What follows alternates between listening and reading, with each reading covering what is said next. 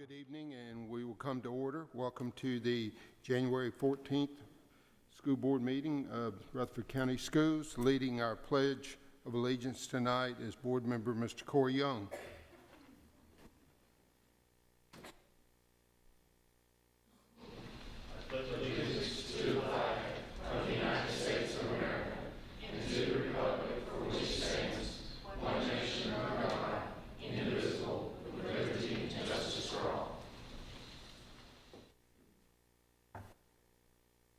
Thank you, Mr. Young. Again, welcome everybody.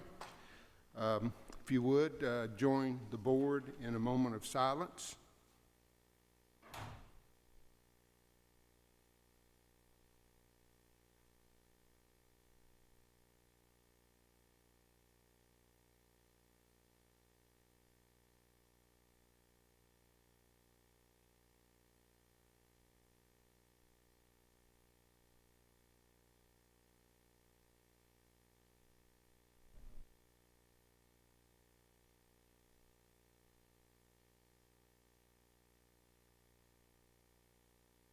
Thank you, ladies and gentlemen. We met in work session on Tuesday and covered quite a few points. Approval of the agenda. Mr. Hodge and Mr. Estes. Questions, comments, further discussion? Hearing none, all in favor say aye. Aye. Any opposed?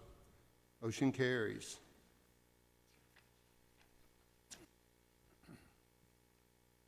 Approval of the consent agenda. Mr. Young and Mr. Hodge. Further discussion? All in favor say aye. Aye. Any opposed? It carries also. Do we have any visitors, Ms. Michaels? Okay. Mr. Odom, number 7. Number 7, Spotlight on Education. I think we start with our librarians this evening. If you'll step up, we have a couple of librarians. I'll let them introduce themselves and the schools they represent that have something kind of exciting planned for the Murfreesboro area. It's kind of a first-time thing, isn't it, tonight? So it'll be very good for our community. Thank you. Well, I'll go ahead and start as Marcy is passing out the handouts to you. I am Erin Alvarado. I am a librarian at Central Magnet School, and this is my colleague Marcy Lehman. She's a librarian at Rockville Middle School. She'll tell you briefly what she's passing out to you so you'll know what you have. These are handouts with information about our social media. They have information on how to find out about sponsorship, information about who our sponsors are, and more about the event and the authors that are going to be attending, and a little bit about their background. So first and foremost, we'd like to say thank you very much for allowing us a moment to speak. We're really excited about the festival and happy to be here with you this evening. We're here to tell you about the See Ya in the Borough Book Festival, and that's going to be taking place March the 10th through the 12th at Rutherford County Schools and on the MTSU campus. So I'll start by telling you about our goal for this book festival specifically geared towards young adults. We had traveled to a couple of book festivals in Charleston, South Carolina. That's the closest young adult book festival to us. And we noticed this wonderful energy and the amazing and powerful connection that all of these teenagers, thousands of them, were able to make with the authors at this festival and how excited they were about reading and about meeting the authors. And so the two of us, along with our colleagues at Stewart's Creek High School, said, hey, why don't we do something like that here in Murfreesboro? Our teens need that. Our kids need that. And so we maybe naively thought, we'll just put together a book festival. And here we are a year and a half later, and it's coming to fruition, and we're really excited about what we hope will be the ripple effect in our community. So just a little background about the festival and our goals and what we hope to do. You know, we noticed here in this county, and we think it's similar in surrounding counties, that there are many literacy programs for our elementary age students, but when we get to middle school and when we get to high school, those programs are almost non-existent. And on the front lines with middle and high school students every day, we know that this is the moment in their lives where many of them lose the love for reading, or where many of them who don't have the foundation give up. And we hate to see that. We fight that battle every single day, and we know the wonderful wealth of literature out there for them, And we know and have met many of the authors who spend their lives writing for these students and writing for these children. And so we thought we must do something to correct that. And so in partnership with Read to Succeed and Limbaugh, we decided to bring this festival here. For us, again, it is unthinkable that there's nothing to support these students. And what this book festival hopes to do is bring all of our students from the county and bring students from the surrounding areas together in a place where they can interact with the authors, where they can hear them speak about the books, the stories behind the books, where they can attend writing workshops to improve their writing skills and get help and tips and tricks of the trade from the authors who are published, and just interact in this really wonderful, fun environment. And our hope is that it will either encourage that love of reading in those who already love to read, or it will reignite the spark in those students who have forgotten that love of reading, or even maybe make some students who never considered writing a profession interested in becoming writers. There are all sorts of possible avenues and doors that this could open up for our students. I just want to share a personal experience, and I wish my colleagues from Stewart's Creek were here to share this as well. One of the things that we have noticed when our students make the connection with authors is this wonderful ripple effect. And I saw this firsthand in my school. I had a year and a half ago an author come to visit, and there were maybe about 75 students out of 1,200 who were really interested to hear him speak and who signed up for his session before he came. And some of them purchased the book, and they came in and they sat down, and he was so engaging and they were so excited. And still, a year and a half later, the ripple effect from this author visit from this one single person has been that I have 10 copies of each of his books, and they're still checked out and on hold. I cannot keep them in. And that's out of only 75 students going to hear this author speak. And so we think in our community that we would see the same ripple effect. And our hope is that we're going to engage people who could never conceptualize of an event like this. Because these are the people we really want to target, and these are the youth who we really think need this kind of experiences. The ones who don't even know what this is or don't even know what it looks like. They're the ones who we think this will impact the most. I'm going to turn it over to Marcy. She's going to tell you about the schedule. And if you have questions, of course, please let us know. Absolutely. When I explain this to my husband, I say, this is the Super Bowl of literacy. This is the equivalent of introducing students to athletes, the excitement that we see. So we have planned a completely free event for the students. It's a 3-day event. This makes it very unique. There are no other book festivals like it in the nation that bring in a 3-day event where we bring in students on Thursday, March 10th, and we're bringing them to MTSU. March 10th is author visits. We're putting 2 authors, completely free of cost to the school, which we know author visits are very expensive for a school and they wipe out the library budget. We are putting 2 and sometimes 3 in every middle and high school student in Rutherford County on the 10th, so that everyone in the school can enjoy this. On the 11th, we are busing in schools from Rutherford County and across the state. They are bringing in their students. They are also out of state. We have a couple of districts out of state bringing in students for this free book festival, which is also bringing commerce and attention to our county and to our state, as showing literacy as being important to us and these students, this age of students. So on the 11th, what it will look like is writing workshops we spoke about, panels, author signings, and the students can get to meet and greet those authors. In my school specifically, this is almost an intervention for us. We're bringing our RTI students and hoping that that will really spark reading for them and make it a real-world experience. Then Saturday is open to the public, and this day is completely free as well, and it is encouraged that families come with their children. This is what we saw when we were in Charleston, that families were really excited. Dads would stand in line, moms would stand in line, so their children could go meet authors and they would get the book signed. So it was a really neat experience that we hope to extend on Saturday as well. One of the things we thought was so neat at the festivals we've been to, teens coming from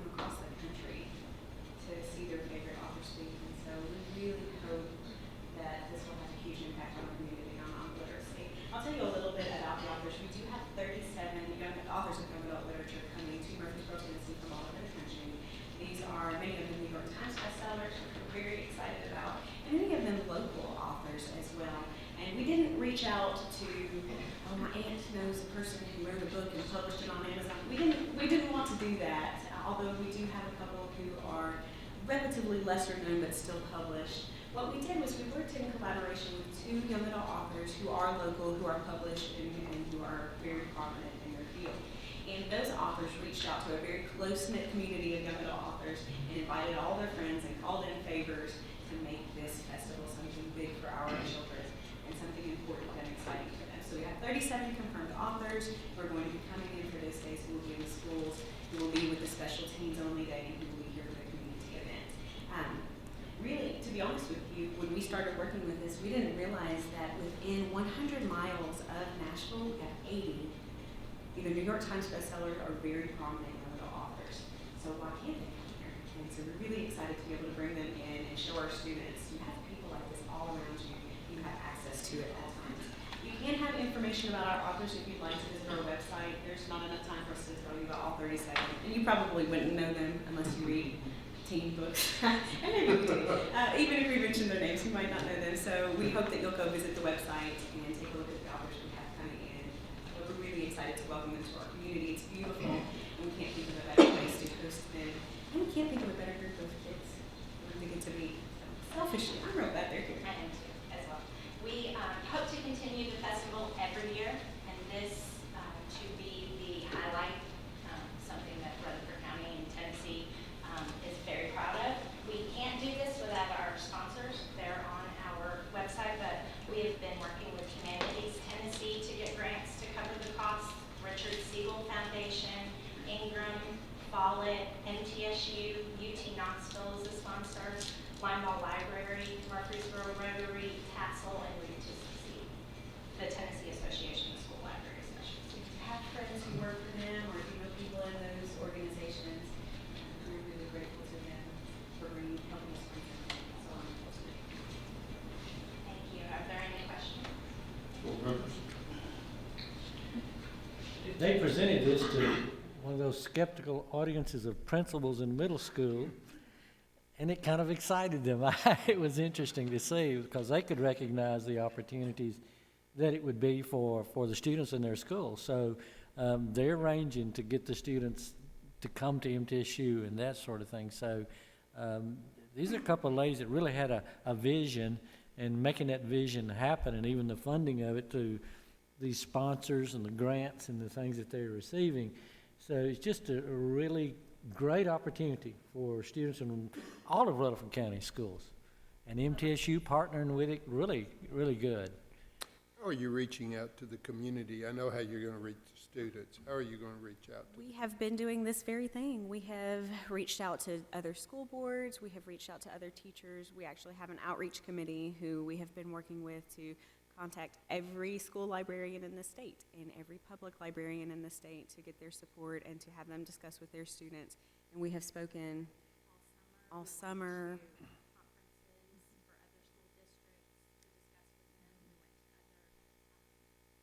Even the state conference for public and university and school libraries. We spoke there as well. But we have 45 volunteers who work in Rutherford County.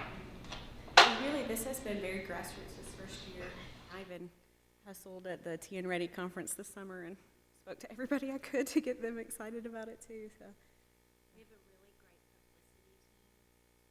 So they are working on, we were published in the national magazine for an advertisement that was working on. with the local news, and so just trying to get the word out as much as possible. Every success, you know, you do well. Thank you. Thank you. Great for Rutherford County schools and for the students of Rutherford County also. I believe our next guest is the Administrator of Elections, Elections. Mr. Alan Farley, and he has Velt and Jordan with him here tonight. And this will be a first, too, if we get this pulled off, right? It is. I mean, as a product of Rutherford County Schools, I've been before many of our principals, but never the school board, so this is a first. Well, we welcome you. Thank you very much. Appreciate the opportunity to be here tonight. This is a first. We have a long-standing relationship with this Rutherford County School System and Rutherford County Election Commission with our partnership on the use of schools and facilities to hold our elections. But one of the things that as we continue to grow as a community that we're faced with, because I'm sure y'all you're dealing with schools the future. But over the next 20 years, the projections that we've all been looking at, we're going to continue to grow. As we do that, we have more registered voters. We need more precincts. We need more poll workers. So one of the things that we're looking at is we're always looking for unique opportunities. You know, I won't say it's a crisis situation, but anytime you have a need, it creates an opportunity. And so in 2016, we're actually going to have 3 elections, as we all know, November being the presidential election. And we're forecasting to cast more votes in Rutherford County than we ever have. So we're projecting probably about 125, 130,000 votes cast in the November election. Well, with that volume of people, of course, we need poll workers, folks who are civic-minded, people that have flexibility in their schedule, because we're such a busy society. A lot of folks don't have that flexibility. Well, as you mentioned Belton, Jordan Belton worked in our office for several years and kind of come up with an idea that we wanted to talk about. So we did, and we met and we figured out how can we pursue this. And so we met with Mr. Odom, and then in looking at how can we partner again. And of course, with schools being closed, March 1st is our presidential preference primary. Schools are closed, and of course also in November 8th schools are closed. So we thought, what a perfect opportunity for our teachers, our support staff, and such to be able to go ahead and provide opportunity, because they have the flexibility. They're not in school that day. And some of the key issues that we're facing is that many of our poll workers who have the flexibility to serve are older and retired. Nationwide, the average age of our poll workers are 70 years old. Elections are becoming more technology driven. And then also, most households don't have the flexibility in their work schedules. And so this is where our educators and support staff play a key role in maybe helping us provide additional poll workers. As with schools being closed on election day, are conducting in-service.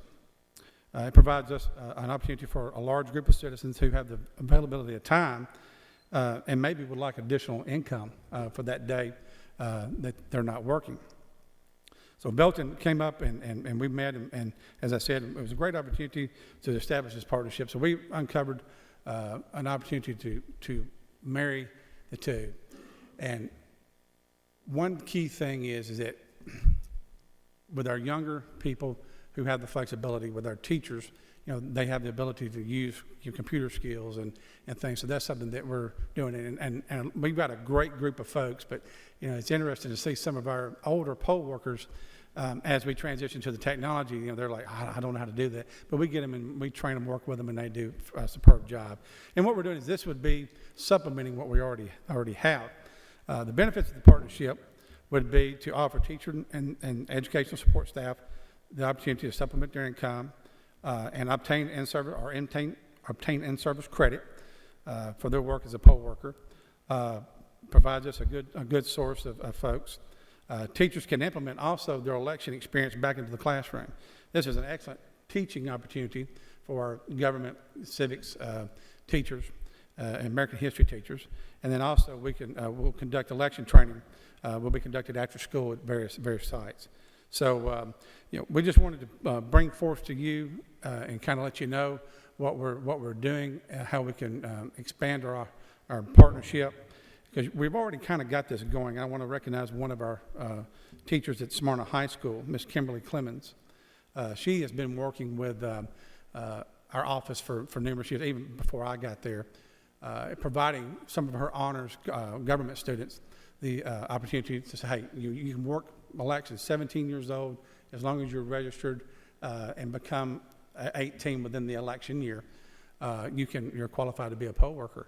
So what she's doing is using that opportunity to engage them into the electoral process, which one of our older 18 and 35-year-old groups don't tend to vote at the rate that our older population does. So that's a great way to involve them into that process. So I do want to recognize what she's done over the last several years and make y'all aware of that as well. So But on behalf of the Rutherford County Election Commission, we appreciate everything that y'all do to support our efforts and our needs and working with, and looking forward to working with our teachers and support staff and giving them an opportunity to be engaged in helping us conduct elections over the next 20, 30 years and beyond.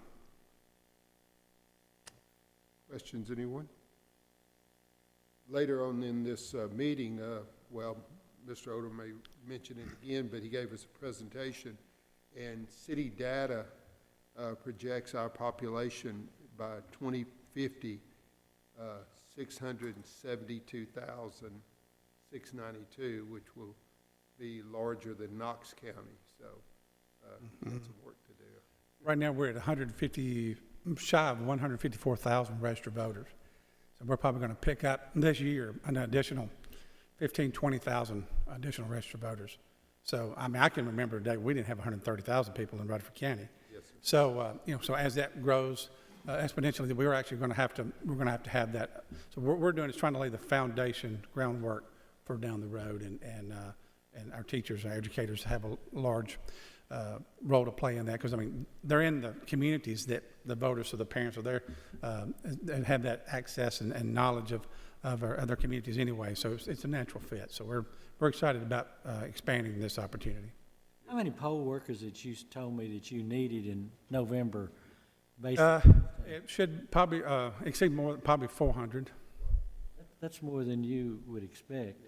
Yeah, 'cause I see an opportunity for our teachers are sometimes trying to earn a little money on the side or something, but I think they'd learn something. I really think it would be an opportunity to go back and see the process firsthand, especially social studies teachers, people like that. We could give them in-service credit, for doing that, and they'd have some personal experience and relation to go back and talk to these young people to turn them into voting citizens, maybe. And Mr. Farley said that no one in the state's doing this that we know of now. I think if it works well, and we'll talk about a little bit of how we're going to do this, probably after we get back Monday. Mr. Evans has our system that we can send the emails out to every employee of Rutherford County Schools and distribute some of this information and information about the application. And of course, it's up to the teacher. I mean, it's a day out of school. Some of them may want to go somewhere else to do something, but if they want a chance to earn some of this monies, earn some in-service credit or something, be civic-minded, I think it'll be a good opportunity for our people. Maybe you could partner with the librarians and maybe find a way to attract polling. Well, I've noticed in past history, election officials and librarians don't, because they don't like to have elections in the library. That kind of interrupts. So anything we could do to partner that, to expand that relationship, would be more welcome to. But it's we're a growing community, and so and not only is it available to teachers. I know this being carried on TV. Any resident is a registered voter.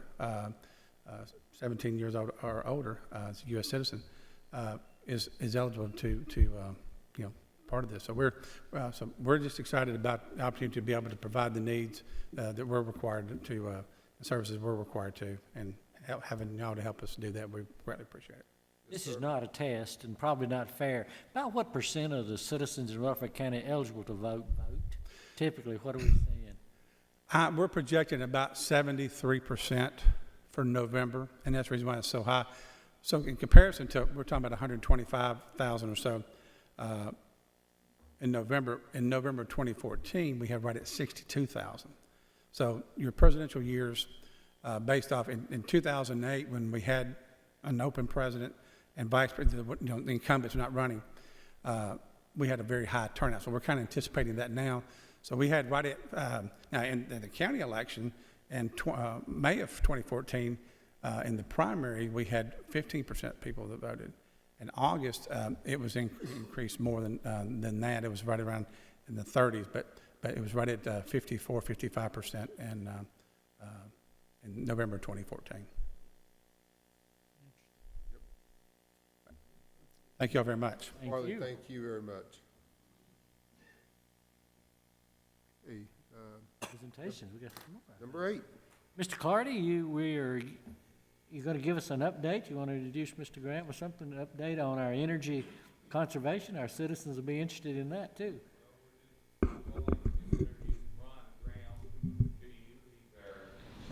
consultant. He's been helping us with the EESI loans and helping us administer those and the control systems that we're installing now.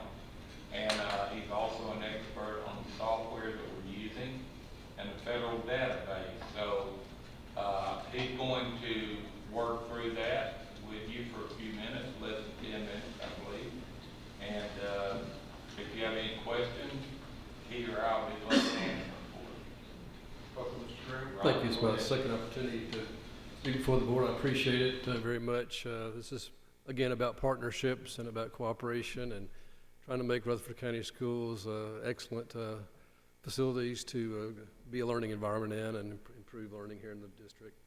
So when I met with you before, it was in October of 2014, and we had come out of August of 2013 where the board adopted an energy management policy. In October of 2013, Jeff Stacy was hired as the energy manager.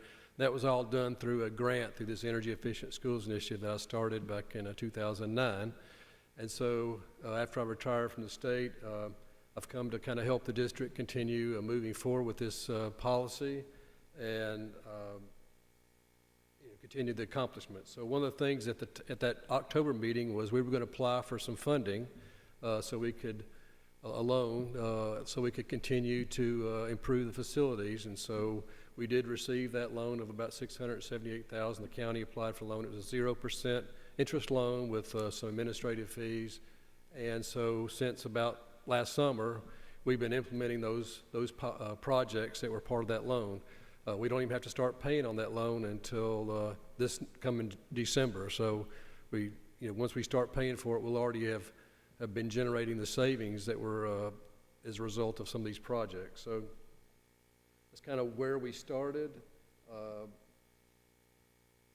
Again, one of the things that I put in your packet was just a little summary of that loan and what it was about. We're installing controls to control equipment to reduce the hours that certain equipment operates while we keep the schools comfortable and a safe and healthy learning environment, as well as we have the project going that's just kind of getting started with Riverdale and Oakland, where these two schools are going to be in competition. We're getting some real-time energy monitoring should be put on the school. We got the monitor established at Riverdale. We'll be putting it on at Oakland. The students at Riverdale have already done their own self-assessment audit. I'm hoping at a future board meeting that we can bring some of these student leaders in Oakland and Riverdale before you just to talk about what they're learning and what they're accomplishing in those two schools. What I did put in is back in October and November when I was thinking it's about time to do another update, we pulled some information together off of your utility bills. And so between September 13 to September 2014, we spent $9,953,000 from the data we got from this federal database where we put the utilities in.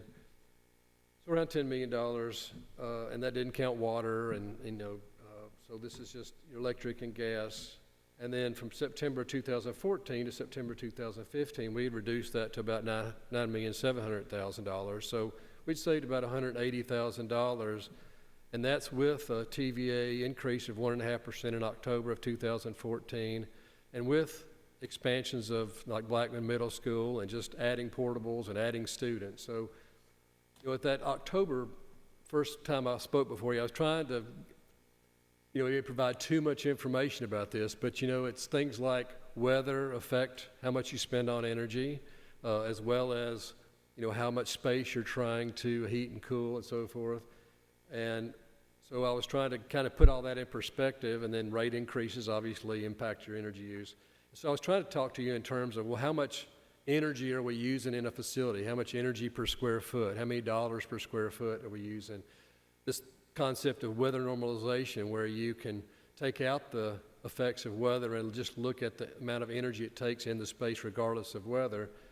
And so I always talk to you about KBTUs, which are both gas, propane, and energy all rolled into one term of energy. But during that same period of this September to September, we did decrease about 5 million KBTUs while we saved that 182,000. So even though, we didn't save some dollars because Blackman might have spent $100,000 on energy that we didn't have, when it was not expanded, we are showing a significant decrease in energy use. The other thing I just wanted to say was, we've got, looking forward, and what we've been wanting to do is not only is this expansion of the controls in our district allows us to look at what the space temperatures are, what equipment's operating and not operating. And so Jeff Stacy's had a lot more interaction with the schools on making sure that this gym's comfortable. We're having basketball this weekend, or we're having a PTA meeting, or all these different things that are going on. We're starting to have a lot more communication so we can make the schools comfortable when we're occupying the space. And so I think that's very important.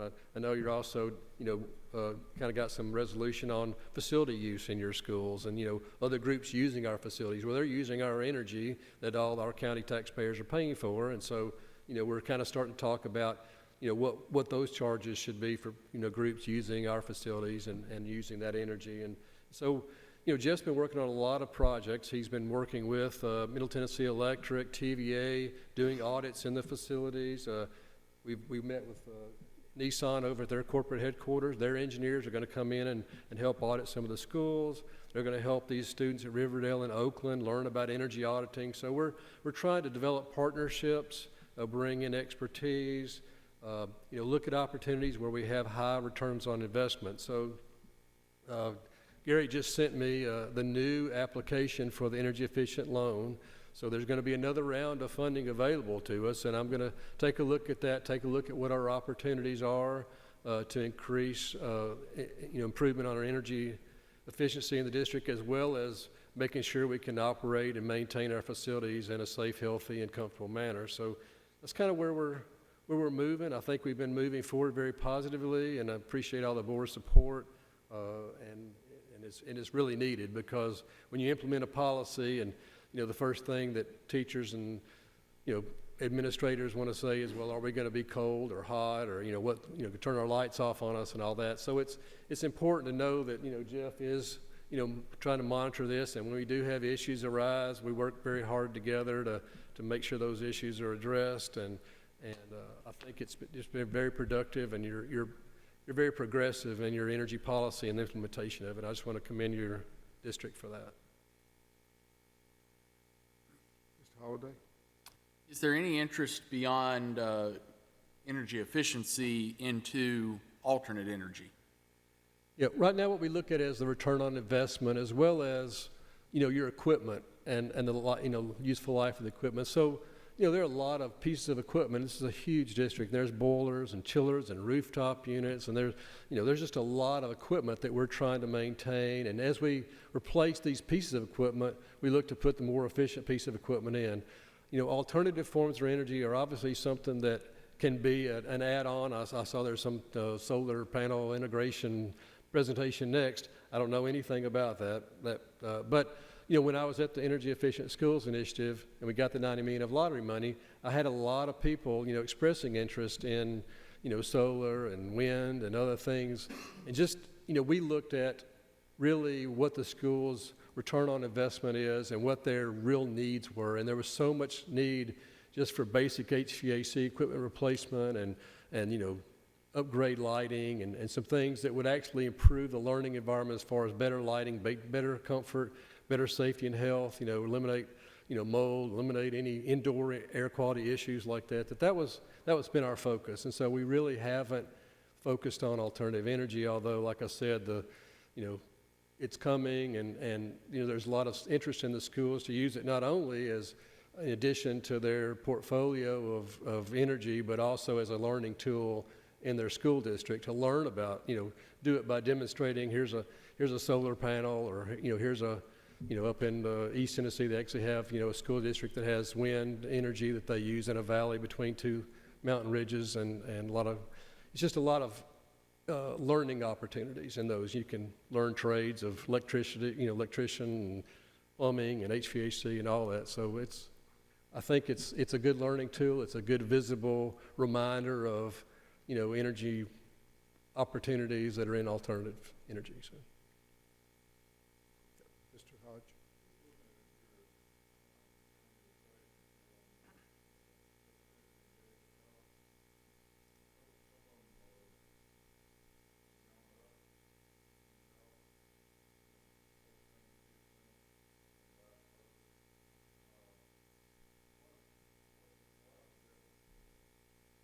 Well, I mean, one answer is that we don't have controls. We don't have the same level of control at every school. And so some schools have digital controls. In some schools, Jeff actually has to go and adjust time clocks. You just try to turn on and off at a certain time. And, there can be equipment issues. You can have a boiler that's aging and, maybe starting to use more gas, and then you put in a more efficient, modular boiler and have a more efficient piece of equipment burning gas. So it's a combination of things. In general, obviously, price of gas has fallen, so there's been some decreases in cost just for that. And then, like I said, as you get weather changes like this, December is going to have an impact. I'm seeing that, we had that 187,000 from September to September. I looked at, December to December. We don't have all the data in right now, but between October and December, there was $100,000 savings in gas if you compare 2014 to 2015, and I didn't report that yet.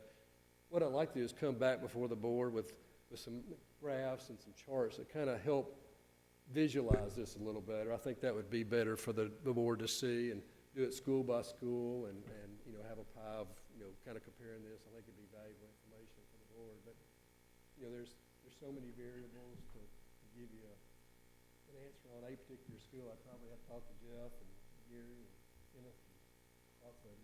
One of the main energy costs on there is, for instance, Blackman Middle School. Well, we added the annex, so it's a lot higher. And there's a couple other places on there that shows higher that we've also done work on. One of the large things that Mr. Graham has not mentioned is that we have installed some energy management software on our computers. We've got over 18,000 computers in the system. We have initiated a policy on that to turn them off and on at different times to keep them from just sitting there and running all night and those types of things. All of this software was paid for by TVA, so we don't have any money in it, but we're looking to have some huge savings off of that this year. So I wanted to bring that up. We've been told by Energy Star that the savings could be $30 to $60 per node. We've got 19,000 nodes in the district. And I've noticed this at Arkansas, so I've kind of helped bring this to the district. This is the first district that's going through this. I brought this here first.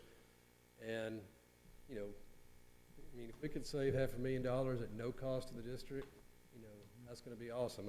I don't want to tell you what it's going to be yet, but we're having a meeting this week with the TVA contractor on Wednesday here and kind of go over the process.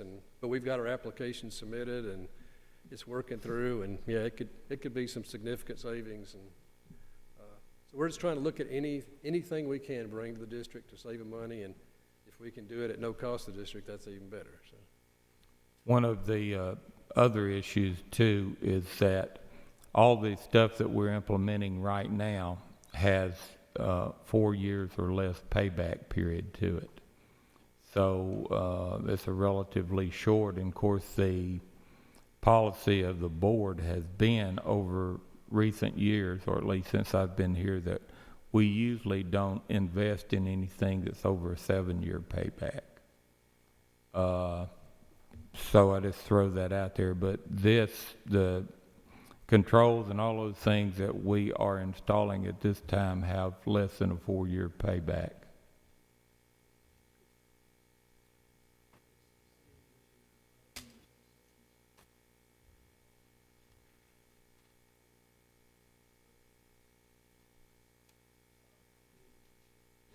Percentage savings. What's the optimal intent range as far as? Well, obviously I'd like to reach talked to Gary about this, but I'd like to reach 10% savings. And this savings is kind of compounded, I think, you know, before we probably had about $180,000 savings, you know, before this savings was calculated. So we're kind of compounding on the savings, but yeah, we should, you know, realistically, once we get the schools controlled and get efficient equipment in and, you know, implement good behavior policies, we should save 10%. We should get to $1.2 million savings. Huge savings. Great. Anybody else? Mr. Blair, I had one other issue too that I wanted to discuss briefly. As you know, we've done several other items early on as installing new light fixtures, and we've done a lot of plumbing and water saving fixtures. We've put in the sensors to turn the lights on and off throughout all our schools, and that is not reflected in this savings. All of that stuff was considered the low-hanging fruit, so we picked that early on, and we had some large savings there. It's paid back our loans and things, and we're continuing to have those savings. There's some other things that are coming down the pike, like going to LED lights and those types of things that will also save us some money, but those big savings off the front end are not reflected in this. This is just what we've done over the last year or so. Well, we wish you continued success as you save, and thank you very much for your effort and being with us this evening. Board members, anything else? Thank you very much. Appreciate the Thank you. Yes, sir. Sure.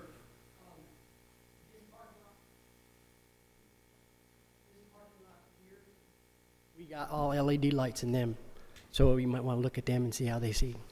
And plus at Blackman High, we changed all the black parking lot lights to LED. Okay.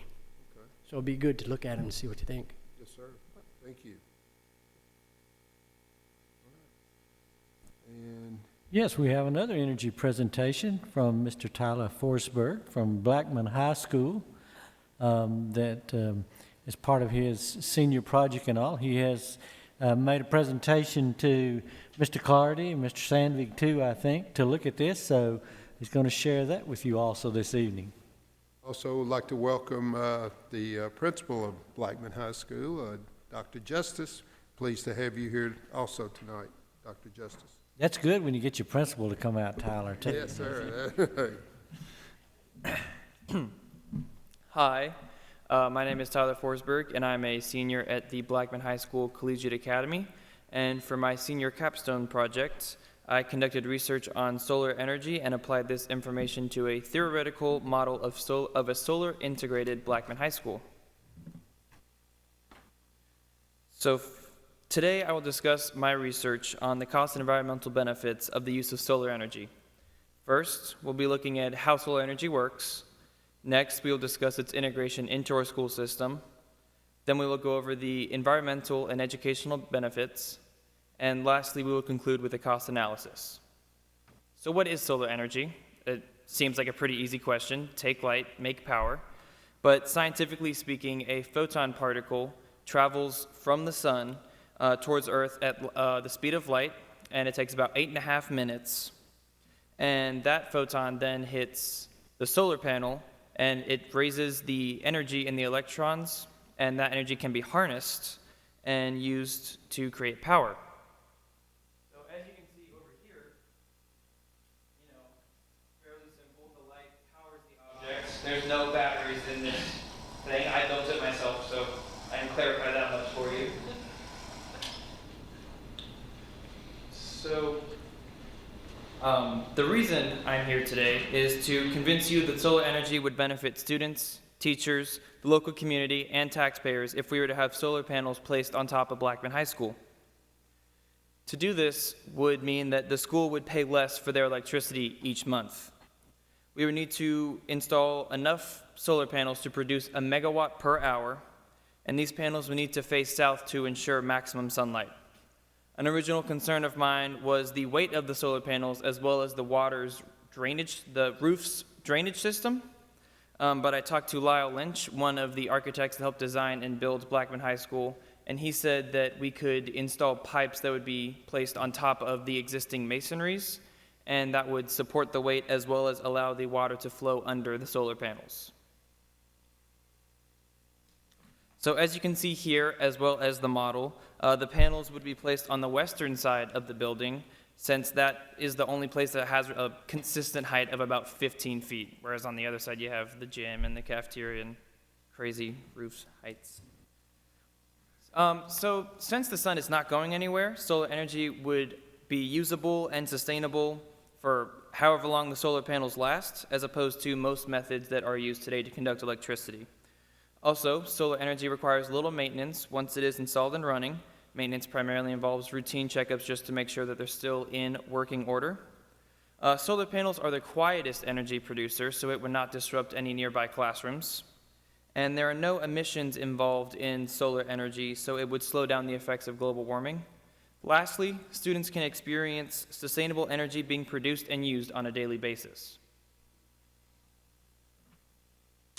At $39,000 a month, it is easy to pay as much as $470,000 a year on electricity. But with solar energy, we can lower that cost. So last year, our school consumed 5 million kilowatt hours from August 2014 to July 2015. With a solar field large enough to produce a megawatt, we can produce about 1.4 million kilowatt hours in 1 year. This would produce 27% of Blackman's yearly electricity. We would want to use Tier 1 solar panels as they are the most efficient and have the highest quality, however, they are slightly more expensive. So why would we not get a system that produces all of our electricity, besides the crazy cost? For every watt used at Blackman High School, it costs about 6.5 cents.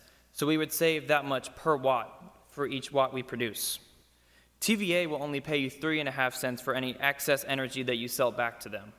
So essentially, it is more economically efficient to produce less energy so that you receive the greatest returns by using 100% of the energy that you produce. This is insanely confusing, so I drew a chart. Let's say that the school's energy consumption is represented by the red line, and that one day is represented between the two vertical black lines. So while a larger system, shown by the yellow line, will produce all of our energy and then some during prime sun hours, any energy produced over the red line, you would only receive 3.5 cents per watt. Whereas if you stay below the red line, such as the purple line, you will save 6.5 cents off of your electric bill for each watt you produced. So you would essentially be saving more money per watt. In an estimate provided by Lightwave Solar, the leading solar panels installers in Middle Tennessee, the total cost, including installation, comes out to about $1.5 million. That is a very big number. It may seem large at first, but this is simply a one-time payment, and there are many options to pay for this over time, such as a bank loan, a corporate sponsorship or loan, a qualified school construction bond. And assuming that you pay $9,500 a month to pay off the loan, which is how much you save, our monthly savings would eventually break even in 13 years. And from that point on, we would continue to save money for years to come. With a warranty of 25 years and an estimated 30 to 40-year lifespan, the solar panels would continue to save the county money. Over 35 years, in addition to paying for the system, it would realize $2.5 million. And if you include a 3% interest rate onto that, the payoff period would then become 16 years and 8 months in that case. So in conclusion, you understand how solar energy would operate. You realize Blackman High School's prime location to implement the use of solar energy. You know the benefits for students, teachers, taxpayers, and the world around us. And you understand the initiative and actions that must be taken to make this work. So my question for you is, will you make this project work? Are there any questions? Are we going to take him to health ed or budget?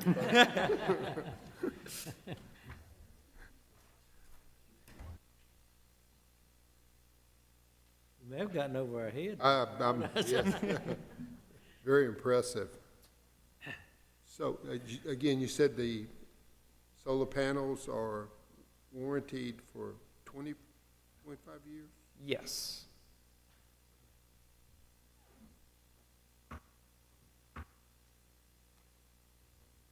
Anyone wise enough to, or maybe not wise enough to ask this gentleman a question? Very impressive presentation. Did you build that model? I mean, I didn't build it. I printed it on our 3D printer at Blackman High School. So I There you go. Yeah, that's it. digitally built That's it. That's impressive too, so. A lot.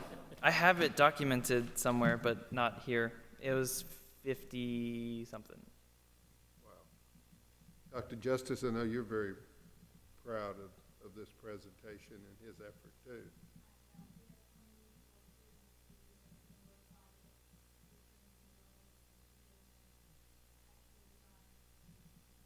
It's amazing the topics that they attacked and what a good job they've done. I think you mentioned to me earlier, you're going to have some kind of presentation or a, We are, but right before spring break, we're gonna have a gallery walk, and you will all be getting invitations. Public will be invited, to come look at their presentations and have a reception in our grand lobby. outstanding. Thank you for being with us tonight. And we'll put you and Mr. Clardy together at a later date. Tyler, I'll throw a question out.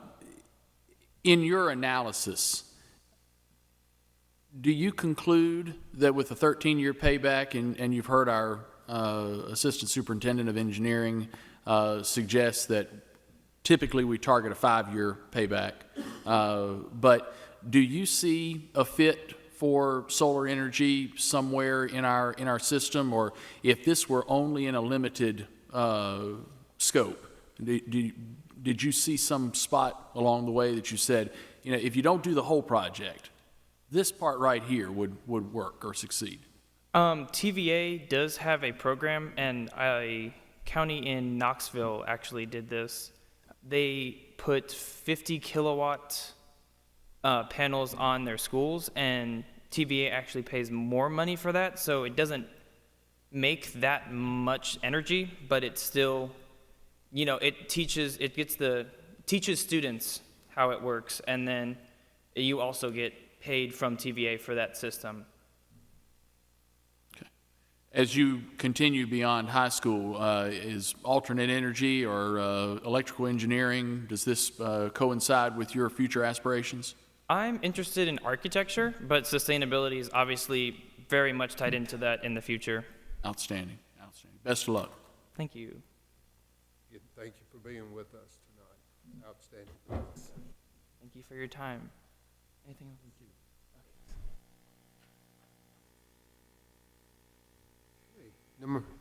Number 9, I'm sorry. Number 9 is facilities, and this is the Eagleville School Spring Sports Facility. Principal Bill Tollett has requested permission to construct a 40 feet by 135 foot wood frame building on a slab with metal siding and metal roofing. The building is estimated to cost approximately $70,000 with donated labor and some donated material. It will be constructed adjacent to the new concession stand on the Eagleville campus for easy access to utilities. The building construction will be supervised and managed by Mark Holdcraft, who is a building professional and works in the local building industry. The building will be constructed at no cost to the Rutherford County School Board. It will be funded through a $10,000 grant from the Richard Siegel Foundation, booster funds, donations, and a loan from First Bank. Board Attorney Jeff Reed has reviewed and approved the loan agreement. Recommend approval. The motion is to approve the construction of the Eagleville School Spring Sports Facility at no cost to the board as presented. Mr. Hodge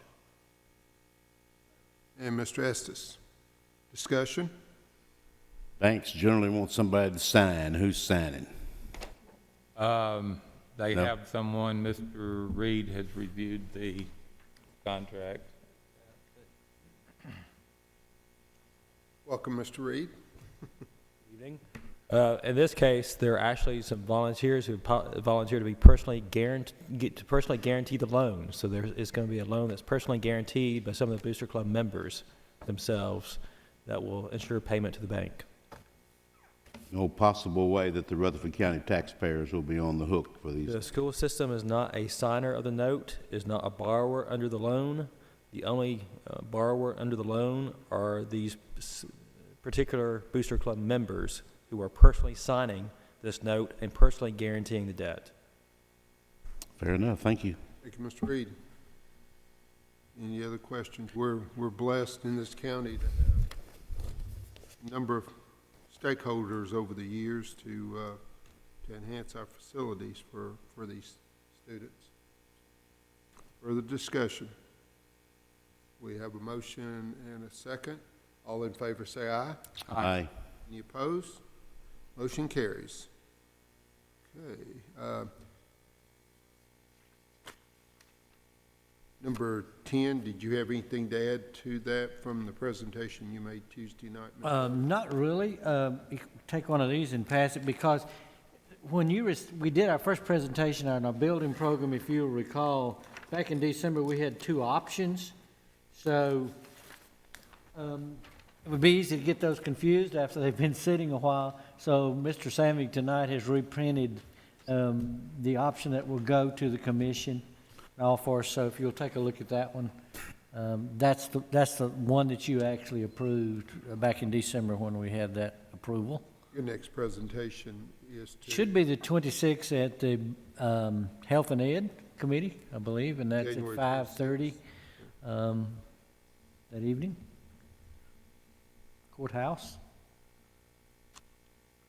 Significant part of this, if there was anyone who is watching the board meeting and happened to miss the work session, Mr. Odom reported to us that a successful implementation of this building program could eliminate as many as 113 of our trailer classrooms, and that is outstanding. We would all love to see that occur. When we started talking about this some months ago, the Rocky Fork Middle School area there's a reason it's number one here on the next request. But am I wrong, or has that become even more important since then, in the last 6 to 8, 10 months? Yes, as far as sir. the numbers are concerned? Yes, sir. As you look at our growth at approaching 1,300 now for this year over the same period last year, again, we're kind of at the point now where they cut us off really from even the design. We really got the property purchase, we got the pad, the removal of that area and all, but to keep it inconsistent and to keep moving, we're going to need the funding to do design and really to build this building. We spent today, of course it has room for an elementary there also, but we were looking today, and Mr. Zago and I and some others about, gosh, we got requests for about 30 portables for next year, but which we got to go through and look and see. There's no way we can do that, and we certainly do not want to purchase portables and that sort of thing. So everybody's just trying to work through to house the students, and that's where we'll be in the next few weeks. Thank you. Further questions? Okay. We'll move to number 11. Number 11 is under financial matters. We discussed this, of course, in our work session Tuesday evening. This is a substitute pay rate change. In order to address the pay rate for substitutes serving Rutherford County schools, a $5 per day increase is proposed effective February the 1st, 2016. This increase will impact the 4 pay lanes titled with degree and teaching license, with degree, without degree, and SPED assistant. The pay lane added in 2015 for substitutes with degree and teaching license after 20 consecutive days will remain the same. And recommend approval. The motion is to approve the revised cost rate for substitute teachers as presented, effective February the 1st, 2016. The motion? Recommendation, rather. Second. Hodge and Ms. Moore. Further discussion, of course. Now, it's our intent, I know we talked about this the other night, but it's our intent to put in $5 more into next year's budget for this very same thing, right? We plan to bring it forward as part of the budget. Okay, fair enough. And even with this increase, we're still lagging Yes. behind our sister district and just about all of them that surround us too. So competition is fierce. Anybody else? Okay. All in favor, say aye. Aye. Any opposed? Motion carries. Number 12. Before we move on to 12, I want to ask Dr. Justice back there, did you have any classrooms today that you were unable to get substitute teachers for, do you know? Not today? Is it more often than not?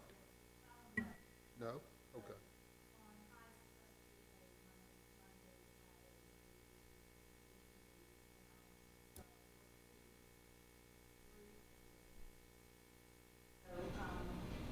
It's been tough. I really appreciate that you did that, so it'll help. I don't mean to put you on the spot, and I apologize for that up front here.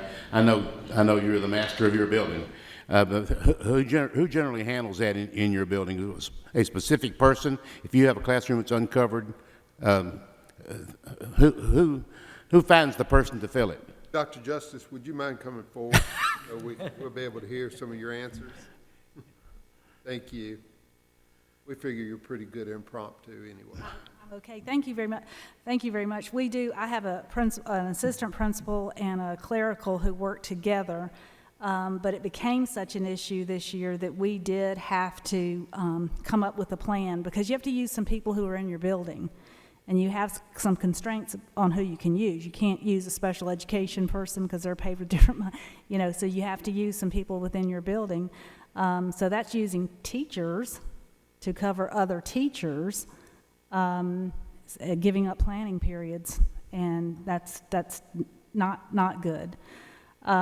So I would be glad to email you if you'd like to see, but we have a 8-day cycle now where teachers are on call, and I will tell you that our guidance counselors, our graduation coach, our assistant principals, and this principal is on that rotation to cover for when teachers have to be absent, because we want our teachers planning and reviewing assessment and working up for their kids, and not covering classes particularly. Talked to a young man today who had a friend at a local school, said that the friend was an educational assistant, and said that the friend had had at least 30 days so far where they were called from where they were supposed to be an educational assistant to go cover class or classes, sometimes all day. And of course, my immediate reaction to that was, well, okay, maybe instruction is going on, but the educational assistant is not where they're supposed to be assisting the teacher that they're supposed to be assisting. And this is just, and I know Ms. Barnes is really, I know I've talked about this way too much, I guess I have, but I don't think the $5 is going to solve that problem, and I don't think 5 more. I think it'll help. But we're going to have to attack this problem some other way. Yeah, I could just share with you that 30 years ago in Oregon, substitute pay was $100 a day, and they were unionized. Just saying. I couldn't get on the sub list. Thank you so much for coming forward. But if we could, match our sister districts, that would so help us. But any little bit helps. So thank you.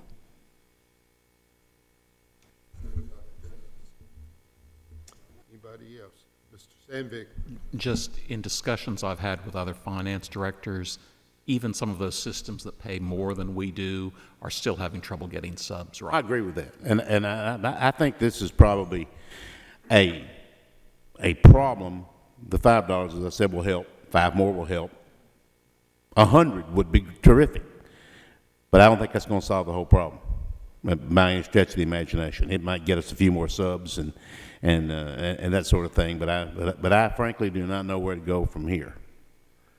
And I think we we probably need to study that. I don't know where to start, but it needs to be a subject at some point. Okay, number 12. Number 12 is the appointment of the Disciplinary Hearing Authority. Pursuant to board policy and federal law, the board must appoint members to serve on the Disciplinary Hearing Authority, the DHA, each year. The DHA is responsible for conducting appeal hearings for students who have been suspended for more than 10 school days. Recommend approval. The motion is to approve members from the following positions: an administrator, and again, as I mentioned Tuesday, that would depend if it's middle school, be a middle school administrator, or high school, be a high school administrator. A school psychologist, school social worker, student services representative, and instructional coordinator. The chairman of the committee shall be the attendance supervisor or an attendance teacher. Heard the recommendation? So moved. Mr. Holliday and Mr. Estes. Further discussion? All in favor say aye. Aye. Any opposed? Motion carries. 13. 13 is a student discipline appeal. The board has been requested to review the decision of the Disciplinary Hearing Authority, the DHA, to uphold the expulsion of a student from Daniel McKee Alternative School. This review is pursuant to the provisions of Policy 6.317. The policy states that the board shall review the record or report and shall, 1, affirm the decision of the DHA, or overturn the decision of the DHA, or modify the decision of the DHA to a lesser penalty, except in cases of zero tolerance violations, or grant a second hearing, which would be before the board, or deny requests for a board hearing.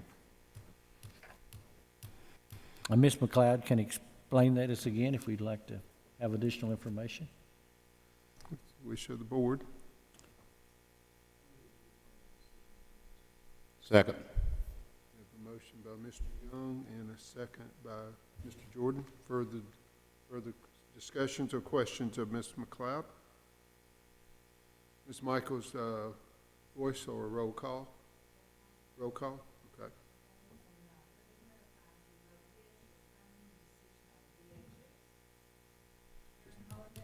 Yes. Yes. Yes. Mr. Hodge? Yes. Mr. Estes? Yes. Mr. Young? Yes. Mr. Black? Yes. Motion carried. Thank you. Thank you. Number 14. Number 14, our athletic director, Mr. Tim Tackett, I think, is going to address you about the ABC, some of the proposals here, some information from TSSAA, some state requirements and all that. He actually met, as I said, with the high school principals this week, but the board needs to be a part of this also. Welcome as a former coach, teacher, principal, school board member. You've wore a lot of hats, Mr. Tackett. Such an august group. Where else can you find Jim Estes and Jeff Jordan in a coat and tie? Ouch. Worth the trip. Typically TSSAA issues do not come before the board, but because the board on some past occasion put in policy the number of volunteer coaches that are in place, that will, if we are to follow TSSAA, we will need to also make that policy adjustment. And I want to just make you aware, I know that you have expressed some concerns about how we deal with non-faculty volunteer personnel, so I've just felt like it was important to let you know that the direction TSSAA is going. My personal recommendation, that's clearly all it is at this point in time, I think that it is a policy committee meeting decision that will be made at some point, and you'll be a part of that, is that we stay as in conjunction with TSSAA every chance we get. It just saves a lot of issues with us, I think, as far as trying to explain whatever. But we do have the opportunity here to say where we are with the number of volunteer coaches that we now may approve for those sports, or do as TSSAA is going to go, and that is to go into an unlimited number for folks. I do know this, principals are aware of this, and I think coaches at the same time recognize that when you take on a non-faculty volunteer coach, there are some advantages, but there are some other issues that go with that as well. So I would not anticipate that we would see a different number, frankly. Certainly not one that would be a lot larger. But that will be before you at some policy committee meeting, so you all discuss that as you will. But I don't know that I've got anything more I can add to that, but I'd be more than glad to if you'd like me to. And one of the interesting things Mr. Sandvik brought us Tuesday night, and this is just really recent, that the Internal Revenue Service is going to make us with faculty volunteers to count that as some employees, and I guess that's fringe benefits and everything else. So I don't know, in the free enterprise system, that may limit the number of people they're interested in, even if you don't have any. But that is, it was a new element that we did not know that was coming, that Mr. Sandvik did inform the board of Tuesday evening, Mr. Tackett. So. Just so you're aware, we right now have on our roll of approximately 330 non-faculty volunteers that serve in our schools as coaches, but that does deal with fine arts, and a large number of those do work in the fine arts area, especially in band. So that's kind of where that number happens to be. I'm going to skip to C, if I may, and then come back to the Varsity News Network. B, just as a matter of information, state legislature did put into law as of January the 1st, and our coaches, our ADs, our principals, hopefully certainly our coaches are implementing this as they should. Sudden cardiac arrest implementation, very similar to the concussion protocol that was put in place 2 or 3 years ago. It requires coaches to be online trained, sign off that they have knowledge of such information. It also requires parents and the athlete to sign off that they have been made aware of the A, B, C, D, E, F, and that's online. If any of y'all would like to go look at that, you are certainly welcome to do so. But that is state law, and we, of course, are following that. I think it does bring an opportunity to share not only with this listening body, but also those watching at home. Beyond the sudden cardiac arrest, there is a concussion protocol I just mentioned, but you as a board have chosen to go beyond that. We do have baseline testing in place here that is not state required or mandated. We have CPR and first aid training that will be required right now for one active coach on site at all times. Beginning on August 1st, will be every coach doing that.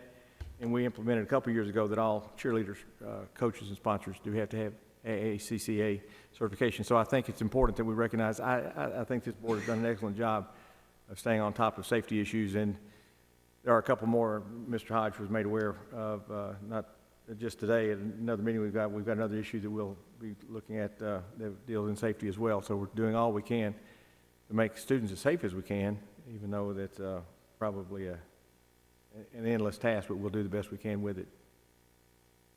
Third, Mr. Odom and I sat in on with a couple of gentlemen a week and a half or so, I guess, from Varsity News Network. And what struck our chords, I guess, was the fact that it's an opportunity for us and our schools to look at getting into a website that would be, we think, beneficial to bring consistency to what we have, and especially to bring some abilities for what we consider maybe minor sports getting a lot more recognition and whatever that's going to go on. We are going to meet with ADs and whoever the schools choose to send within 2 or 3 weeks to see if this is something that they want to do. It's not anything we're going to mandate to schools that they do at all. We want them to look at it and see if they think it's important to do. I think Mr. Odom is in agreement that we would like to see it done, just from a consistency standpoint. But there are issues always that come from schools that maybe sometimes at our level we're not quite as aware of. So we're going to look at that and see. But what it will do is it will integrate not only with website, but it will integrate with Twitter, Instagram, Facebook. I've got to look at my sheet because I'm not even sure I know what all those kind of things are. But it was a very impressive presentation, but as we know, the devil's in the details, so we'll get with them and see if that's something that they're interested in doing. At a point, we are looking at requesting of the board helping us with the implementation of that. There is a setup fee that we would rather not charge our schools to do. It's a one-time fee that takes place. Another thing that's there, and I know the schools are interested in finding out more information about, is there is a fundraising aspect to it for ads that they sell on these sites. That's how they operate and work.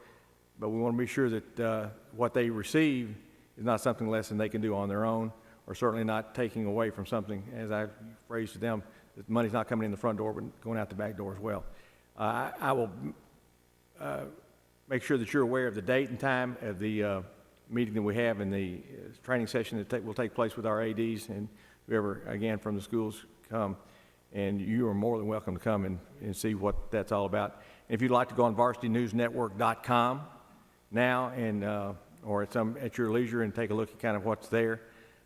There's about 30 schools in Tennessee that are doing that. I gave them a list Tuesday. I printed that list from Tennessee, so they had in their package. Over 1,000 across the state. My home state of Indiana has a huge number, and I actually looked up Jeffersonville, Indiana, which is very close to where I grew up.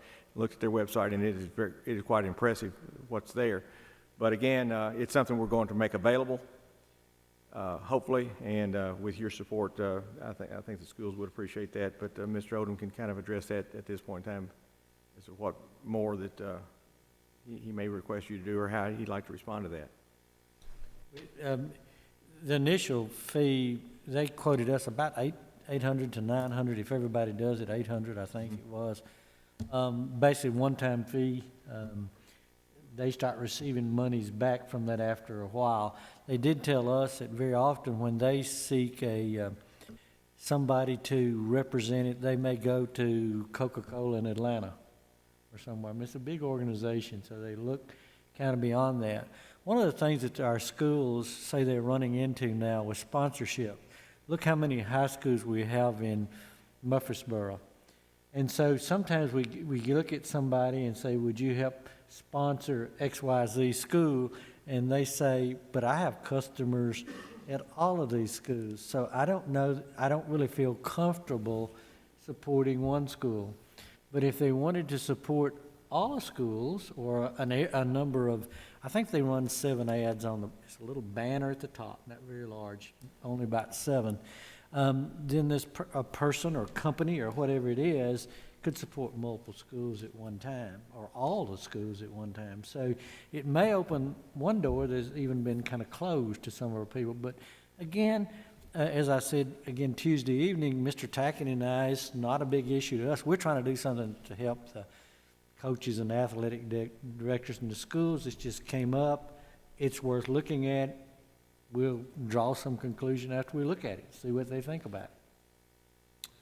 Because this was shared on the work session agenda, I did get the chance to go to the Varsity New Network and take a look at that site. And like you say, I will echo outstanding, impressive, and just exactly what you characterize as well, the minor sports, being able to put them on par with everything else that's presented.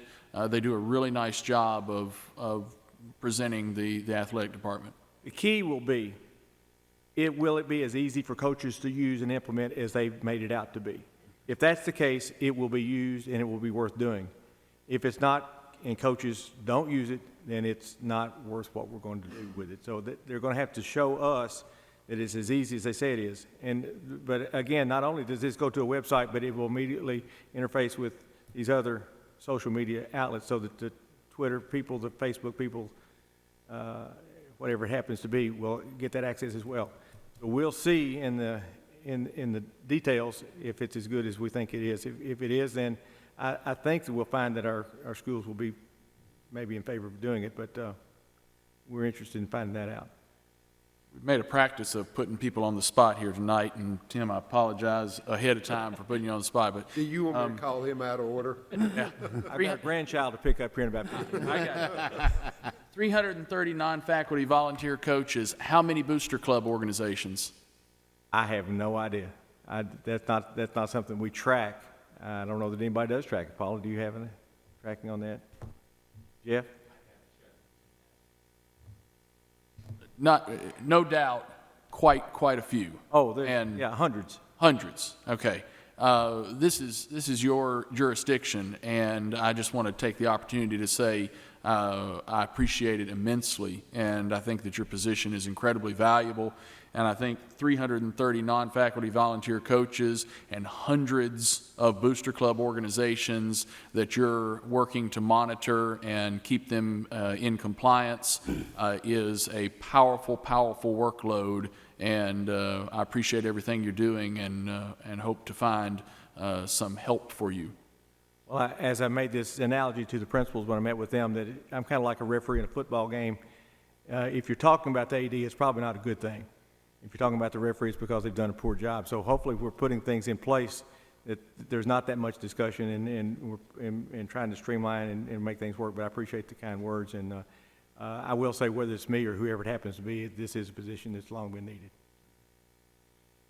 Maybe we had talked about changing it from athletic director to a different title because you're covering more than just athletics.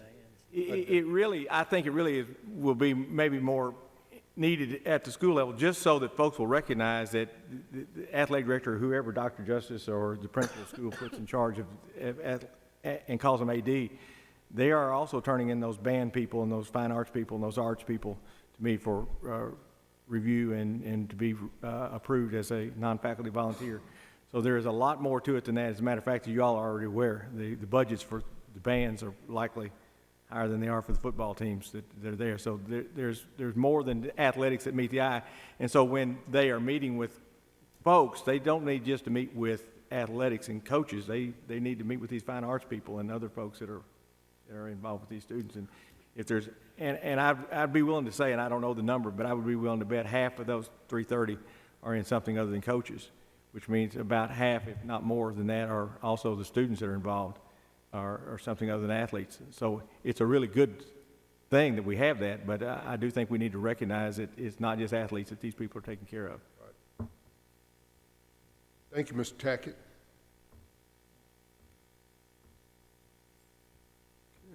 Okay. 15, I did receive from the Streets office a schedule of the interviews next week, so I will be attending those interviews. So we're on the same page with that, so thank you, Ms. Barnes. Page 16, general discussion. I believe the state legislature started Tuesday. And am I correct on this, that they have to have proposed legislation, bills, in the hopper by the 21st? Is that correct? Does anybody know? That's correct. That is correct. So that's next week. Mr. Hodge, will you have a list of the the bills that will be put forward at that time? Is there a way we can keep up with that?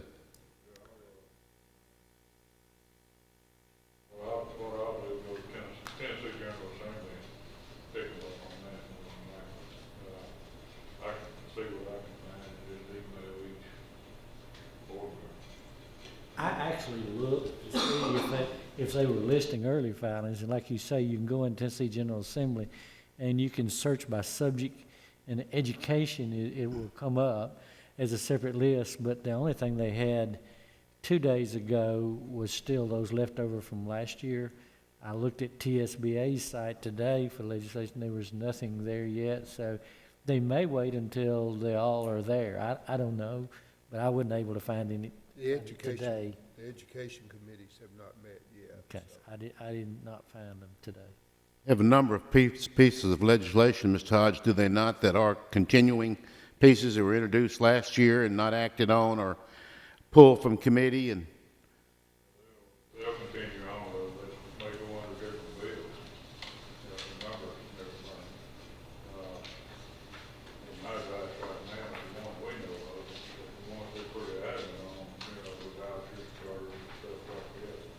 I'd go ahead, maybe send an email to our legislators again, just, once again, tell them you're opposed to them or whatever. If they tell you they're for them, I mean, my question is really, why are you for them? And, I think that's all you can. yes, sir. And we spoke a little bit about this in the work session Tuesday. Mr. Reed had developed a resolution that we sent, I think, 2 years ago, and TSBA has sent all of us a sample resolution that we could utilize. Also, talking points about vouchers, and one that I find that I like particularly is just say no. And I guess it's up to us as a board. Do we want to send a resolution again? Do we want to write a letter? Or, you know, what is the desire of the board? Or just each individual board member email and contact our entire legislative delegation? I think they certainly need to hear from us, even if they have made up their mind, you know, not to follow our wishes, but they still need to hear from us.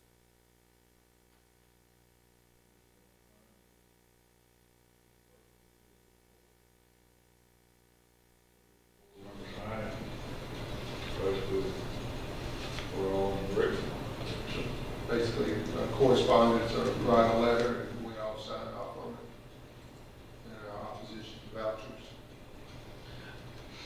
In forums and discussions and places where our legislators show themselves and will answer questions, I've heard a number of times, nobody contacted me. Nobody said anything to me about this. Nobody said anything.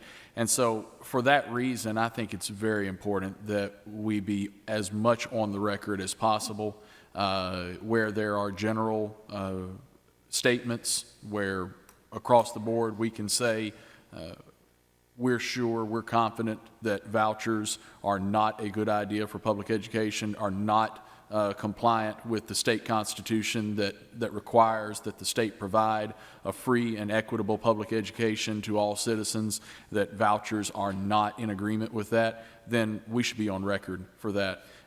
Likewise, as we see specific bills and find that there's need to speak in favor or against those specific bills, call out those numbers, and we may end up sending a multitude of resolutions.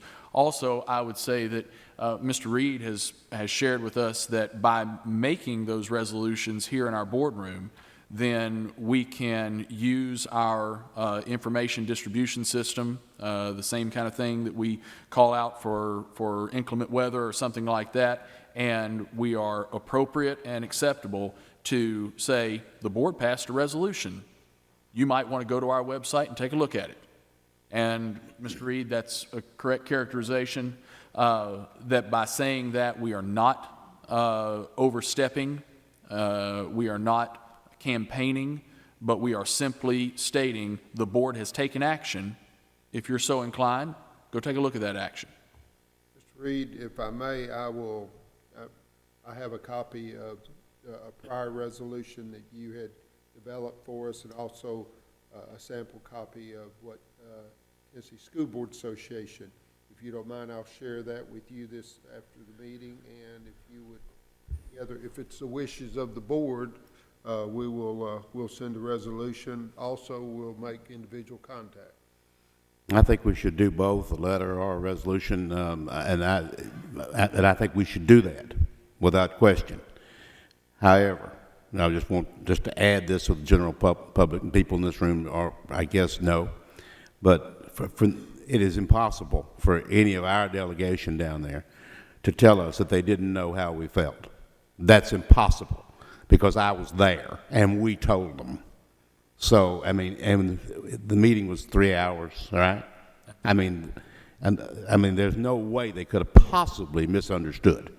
But we ought to send the resolution anyway, or a letter, or as you suggest, and that our opinion has not changed. Right. Mr. Young? No, it's simple, and we should listen to that. I would like to see this include some facts that show the history of vouchers, where it has been in other states such as Ohio or North Carolina, and then it's shown as it's been a failure. We can include that information.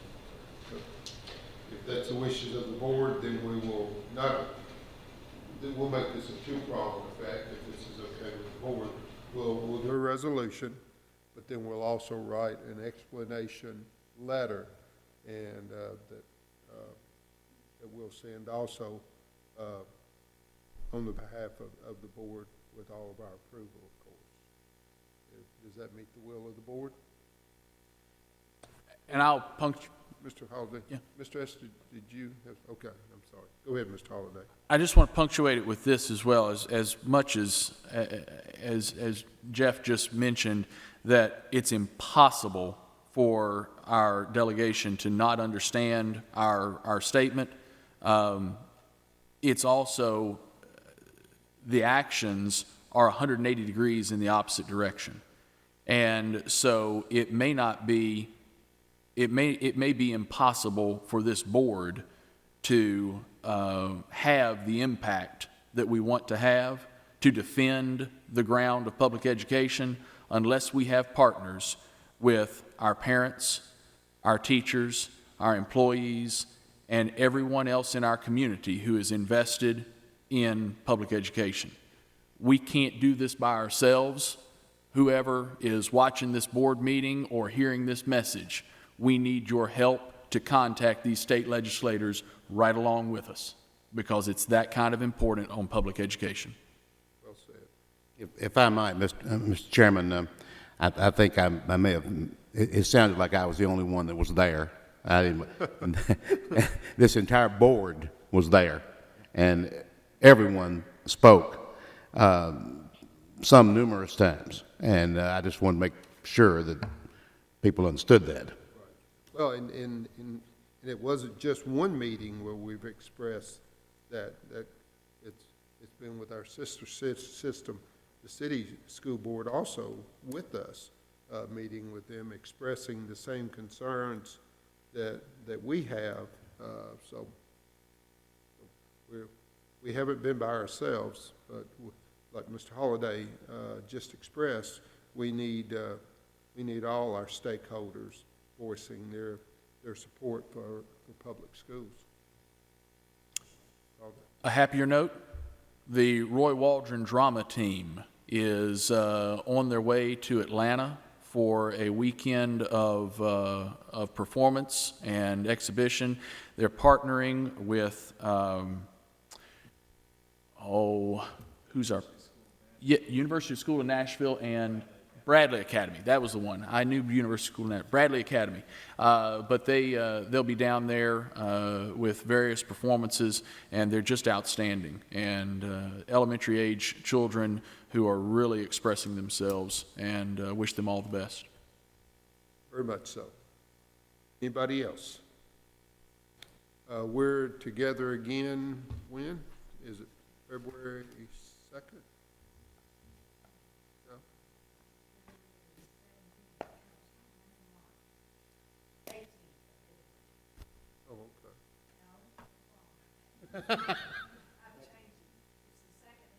Okay. I thought the second seemed familiar.